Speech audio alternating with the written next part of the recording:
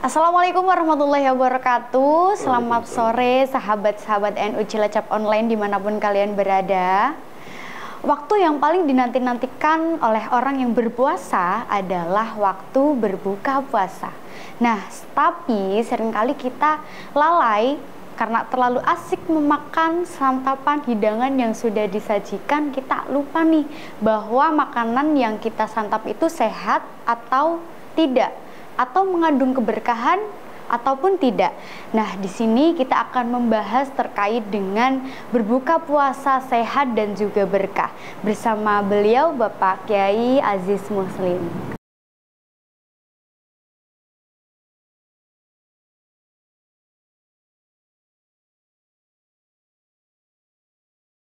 Assalamualaikum warahmatullahi wabarakatuh. Sahabat NU Online yang kami hormati dan kaum muslimin muslimat rahimakumullah, bahwa saum Ramadan itu hikmahnya luar biasa, membawa hikmah, banyak hikmah-hikmah yang luar biasa, yakni bahwa saum Ramadan, ibadah puasa itu minimal paling tidak ada dua hikmah, yakni hikmah jasmaniyah dan hikmah ruhiyah. Hikmah ruhiyah yakni bagaimana puasa ini menjadi wasilah media untuk memperkuat, memperkaya spiritualitas kita. Karena hampir 12 bulan barangkali kita disibukkan dengan hiruk pikuk persoalan-persoalan dunia. Maka Allah menghamparkan 1 bulan untuk bagaimana agar manusia mengkonsentrasikan, mencas ruhaninya, nutrisi ruhaninya, tidak hanya nutrisi jasmaninya saja, tapi juga nutrisi ruhani. Maka hikmah ruhiyah ini menjadi sangat penting. Kemudian yang kedua adalah yakni hikmah jasmaniyah.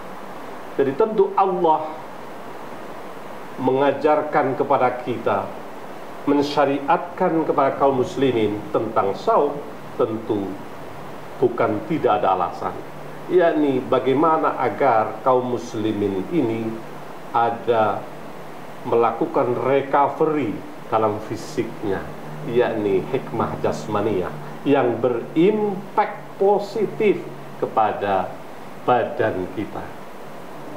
Pengalaman dan survei membuktikan bahwa para medis, dokter dan lain sebagainya mensyaratkan orang yang mau dioperasi misalnya itu wajib berpuasa.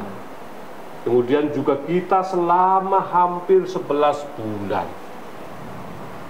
perut kita itu giling tidak ada hentinya.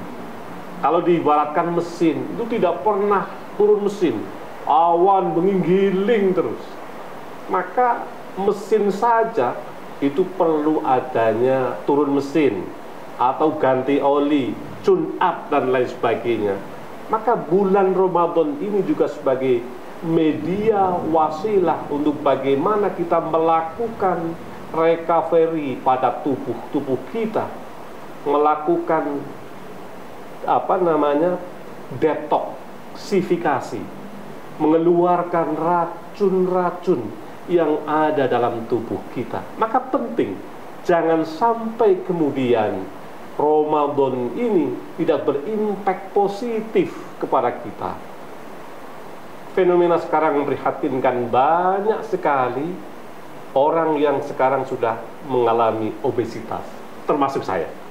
Itu juga salah satu dari pola makan, gaya hidup dan lain sebagainya yang tidak sesuai dengan ajaran Islam.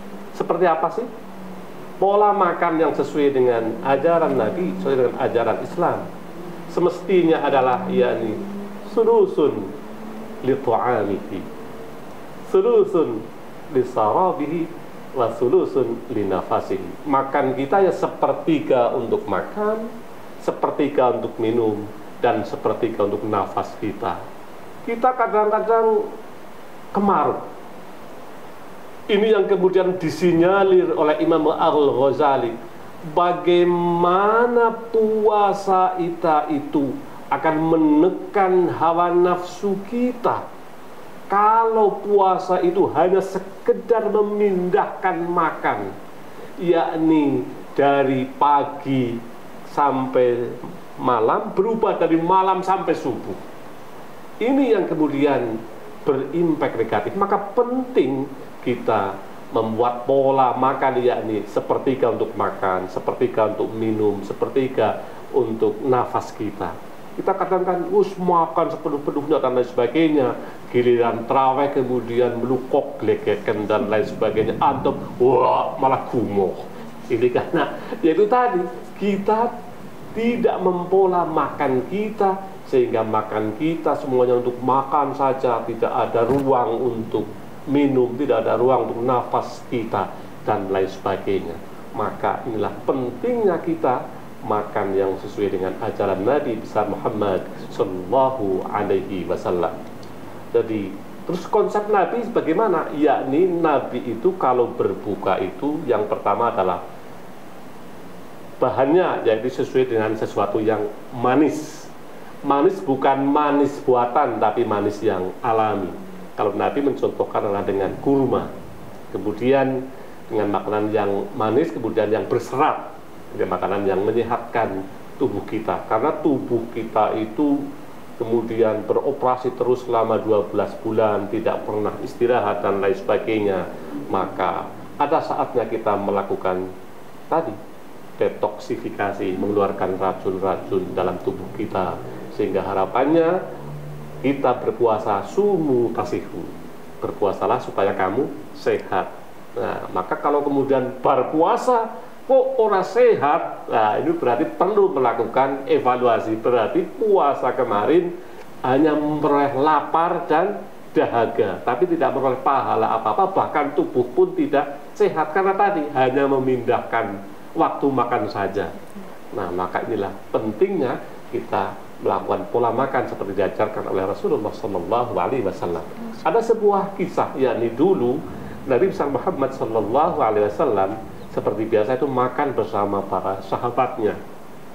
Kemudian waktu itu makan bersama dengan para sahabat, Nabi besar Muhammad Sallallahu Alaihi Wasallam kemudian makan, kemudian mengambil dengan tangannya, yakni dengan 3 jari, yakni ibu jari, jari telunjuk dan jari tengah.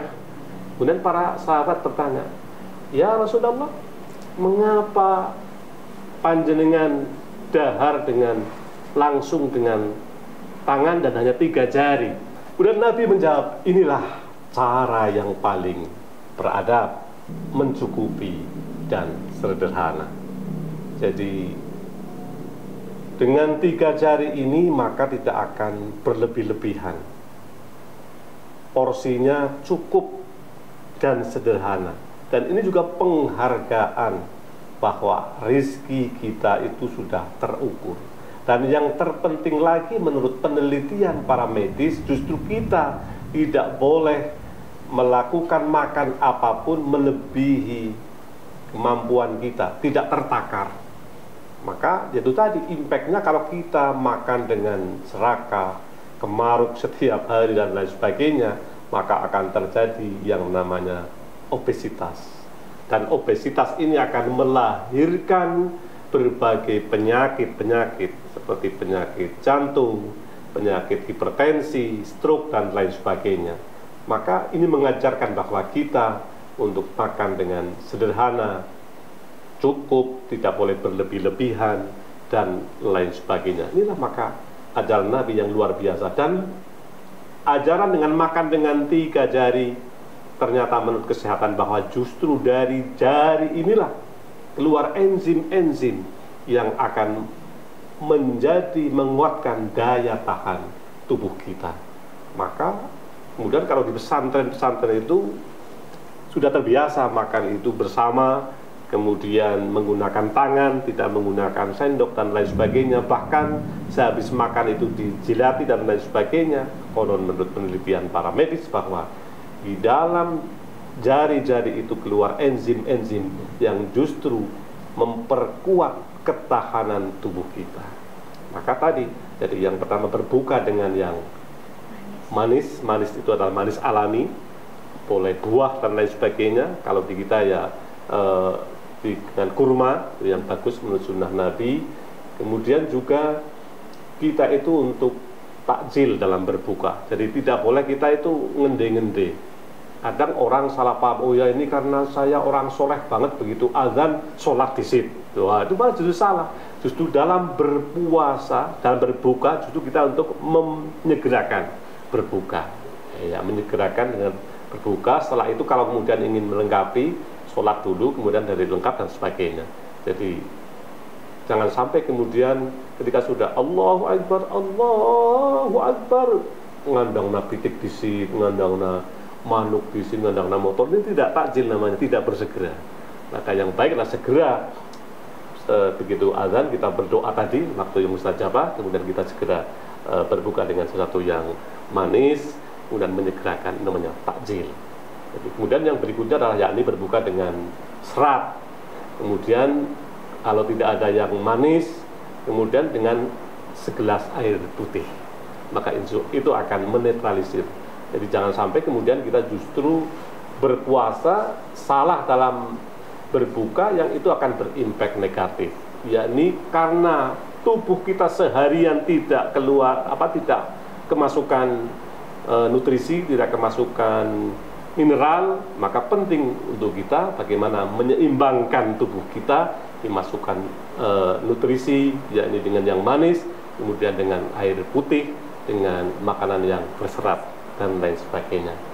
Ini barangkali, dan insya Allah konsep Nabi ini akan membawa keberkahan, khususnya adalah bagaimana menyiapkan raga kita selama 1 tahun, 11 bulan kita produksi terus, maka perlu diadakan istirahat. Kemudian ketika istirahat kita menggunakan pola makan yang benar, yakni tadi dengan makanan yang berserat, dengan makanan yang manis yang alami, kemudian dengan pola yakni sulusun li tu'amihi, sulusun li syarabihi, sulusun li nafasihi. Harapannya tubuh kita akan ideal, akan tumbuh tubuh yang kuat dan sehat untuk berbekal beribadah kepada Allah Subhanahu wa Ta'ala. Ini yang dapat kami sampaikan. Terima kasih. Wabillahi muwaffiq. Assalamualaikum warahmatullahi wabarakatuh. Waalaikumsalam warahmatullahi wabarakatuh.